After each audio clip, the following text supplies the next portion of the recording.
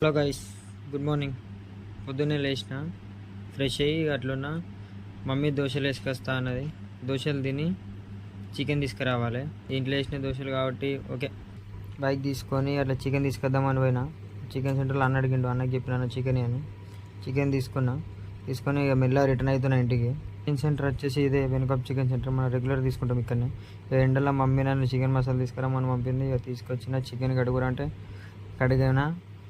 కడిగి ఇక మమ్మీకి ఇస్తున్నా చికెన్ తీసుకుపోయి. మమ్మీకి ఇచ్చినాక ఇక మమ్మీ కర్రీ వండుతుంది. కర్రీ వండే వరకు మనం మంచిగా ఒక మూవీ చూసుకుంటే చిల్ అవుదాం. మూవీ చూసి అట్లా స్నానం చేసి కూర్చున్నా. ఇక కర్రీ అయినట్టుంది, మమ్మీ పిలిచింది. ఇక పోయి చూసారు, కర్రీ అయింది. కర్రీ అయినాక రైస్ కర్రీ వేసుకొచ్చి పెట్టింది. 2 ఆనియన్స్ కట్ చేసుకున్నా, ఒక లెమన్ కట్ చేసుకున్నా. మెల్లగా కలుపుకొని అందులోకి ఒక పీస్ కలుపుకొని మంచిగా ఒక ముద్ద పెట్టుకుంటే అబ్బా